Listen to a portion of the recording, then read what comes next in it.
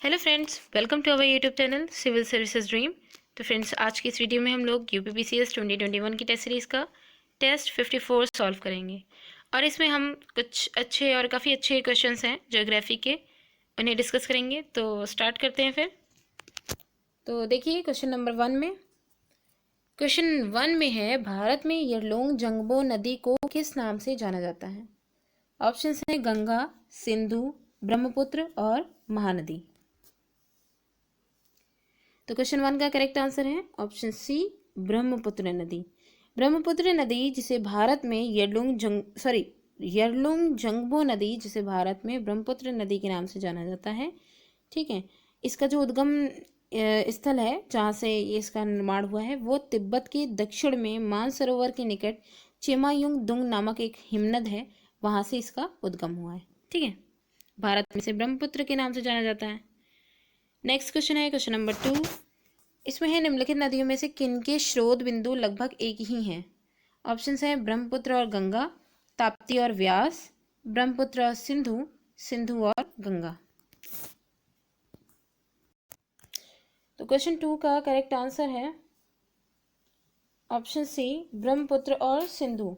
पूछा गया है कि नदियों में, यहाँ पे जो नदियाँ दी गई हैं उनमें किनके स्रोत बिंदु लगभग एक ही हैं।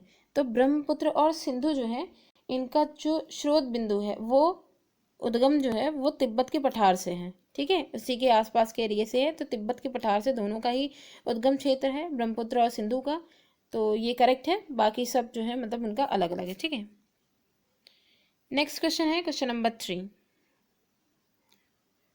क्वेश्चन 3 में है, निम्नलिखित कथनों पर विचार कीजिए। दो कथन है। पहले में है कि केरल में पूर्व की ओर प्रवाहित होने वाली नदियां नहीं हैं। दूसरे में है, मध्य प्रदेश में पश्चिम की ओर प्रवाहित होने वाली नदियां नहीं हैं, कि पश्चिम की ओर कोई भी नदियां प्रवाहित नहीं होती हैं। तो उपयुक्त कथनों में से कौन सा या कौन से सही हैं यह है?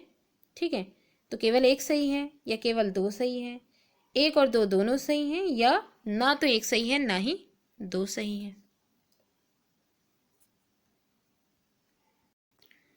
तो क्वेश्चन 3 का करेक्ट आंसर है ऑप्शन डी, ना तो एक ना ही दो। यानी यहाँ दोनों ही स्टेटमेंट जो है वो यहाँ पे कहा गया है कि सही पूछा गया ना, तो दोनों ही यहाँ पे गलत हैं।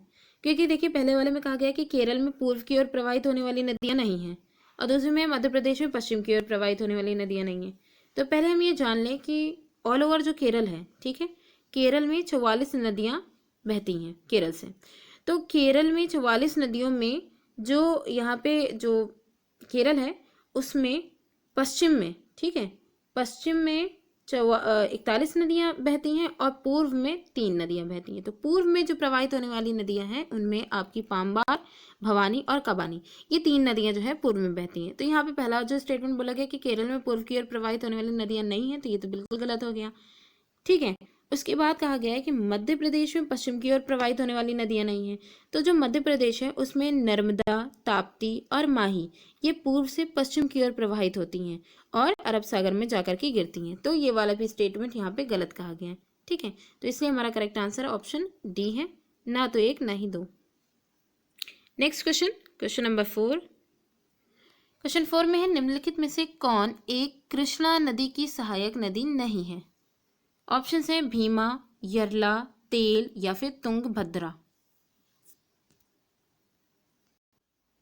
तो क्वेश्चन 4 का करेक्ट आंसर है ऑप्शन सी, तेल नदी।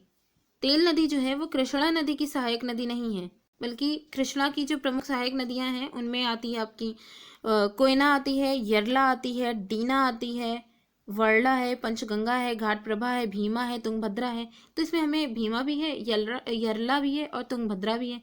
ये तीनों ही कृष्णा नदी की मुख्य सहायक नदियों में है, लेकिन जो तेल नदी है ये महानदी की एक प्रमुख सहायक नदी है। ठीक है, तो यही हमारा आंसर है।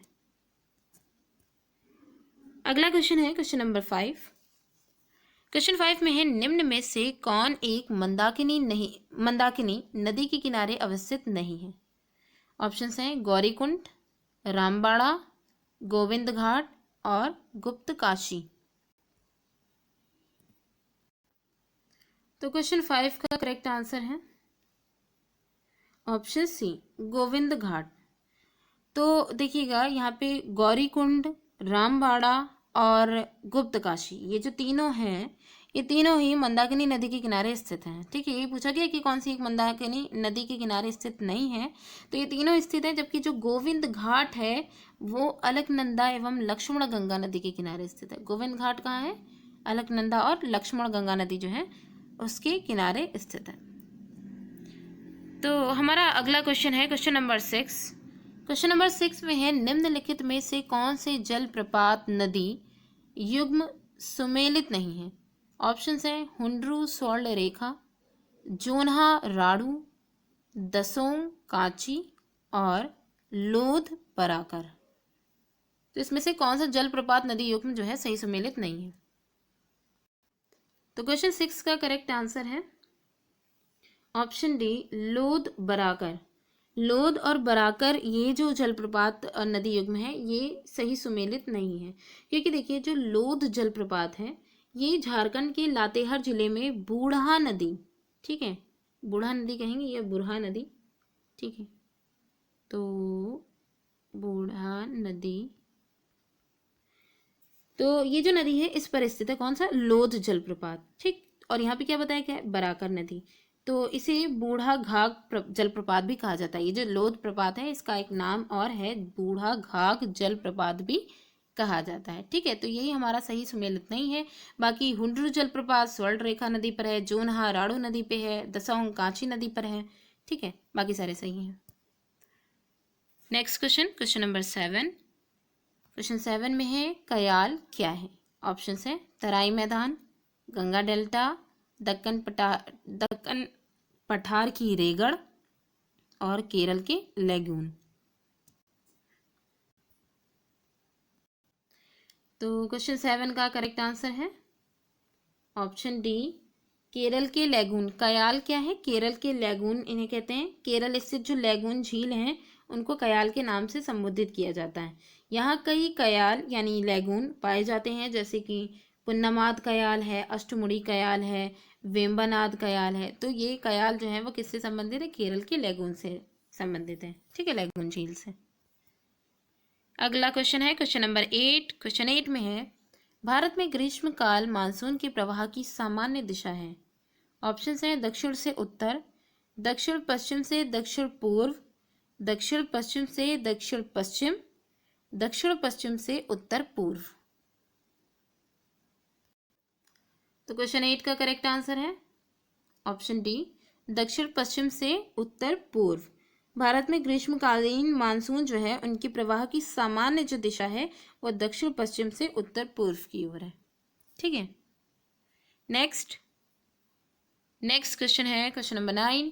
इसमें है, मानसून का निर्वर्तन इंगित होता है। ऑप्शंस यहाँ पे देखिएगा, यहाँ पे स्टेटमेंट है, साफ आकाश से, बंगाल की खाड़ी में अधिक दाब परिस्थिति से, स्थल पर तापमान की बढ़ने से, निम्नांकित कूटों से अपना उत्तर चुनिए। ये तीन यहाँ पे कहते हैं कि पहला सही है, 1 व 2 दोनों सही हैं, 1, 2 और 3 तीनों सही हैं, या 2 एवं 3 दोनों सही हैं।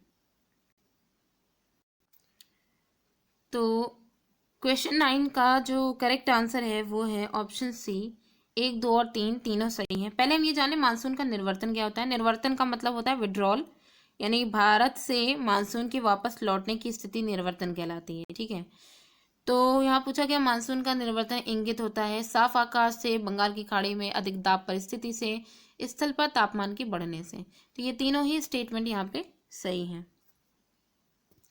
लास्ट क्वेश्चन है क्वेश्चन नंबर 10। क्वेश्चन 10 में है, निम्नलिखित में से कौन सी जल प्रबंधन युक्ति भारत में लागत का अधिकतम लाभ देने वाली है? ऑप्शन हैं स्वच्छालन शौचालय व्यवस्था में सुधार, अपशिष्ट जल का उपचार एवं प्रयोग, वर्षा के जल का संचयन, जल का पुनर्चक्रण एवं उपयोग।